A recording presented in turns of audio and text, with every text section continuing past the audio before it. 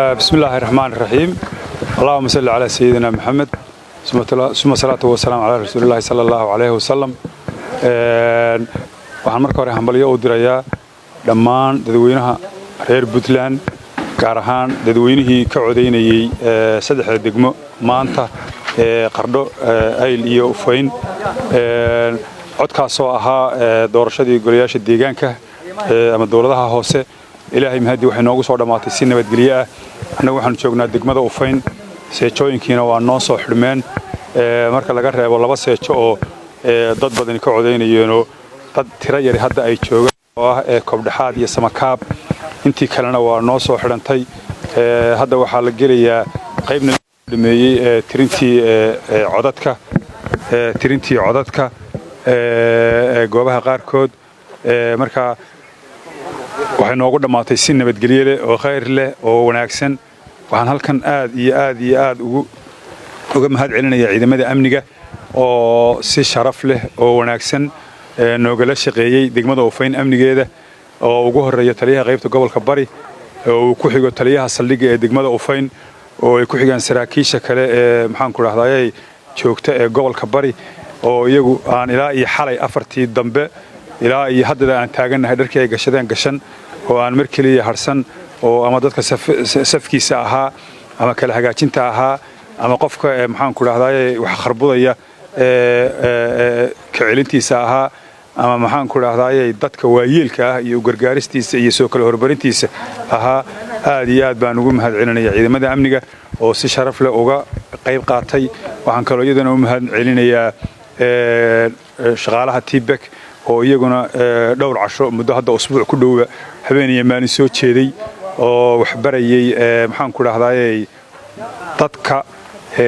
codka bixinaya ama wakiilada ururada ama ururada siyaasadda laftooda waxaan kaloo iyadana aad iyo aad ugu mahad celinayaa siyaasadda wakiiladii ay soo dirsadeen oo ahaa dad muxtarimiina dad odayaal oo nala gacan qabtay hawsha oo haddaanay iyagu nalaba hagaajin wakiilada ururadu oo goobaha u joogay codbixintu aanay doorashadu sidaa buuqa yar ee wanaagsan noogu qabsoonteen iyagana aad iyo aad baan ugu mahad celinayaa waxaan kaloo aad ugu mahad celinayaa goobjoogayaasha maxalliga ahaa ee nala joogay maanta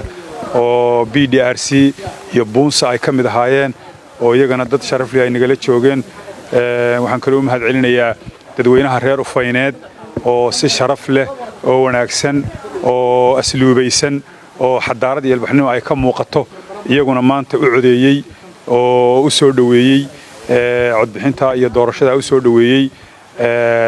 insha Allah ta'ala arintaas waxay noogu dhamaatay guul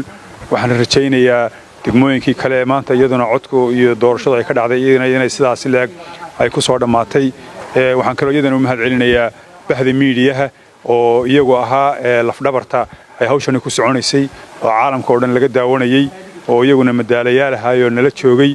oo TV-ga dawladda Puntland ugu horeeyo waxaan kaloo u mahad celinayaa in alla intii ka soo shaqaysay dawladda nooc walba leh golayaasha dawladda ururada siyaasadda guddiga doorashooyinka ciidamada amniga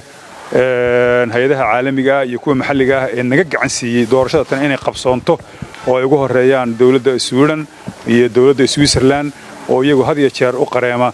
arrimaha dimuqraadiyadda Puntland baan iyagana si gaar ah ugu mahad celinayaa oo wakiilo caalami ah oo safiiradoodii maanta ay joogaan magaalada Qardho oo ay la joogeen madaxweynaha waxaan kaloo mahad celinayaa Ingiriiska oo iyaduna nagala qayb qaadata barnaamijkan waxaan aad iyo aad ugu mahad celinayaa iyaguna hay'adda BDRC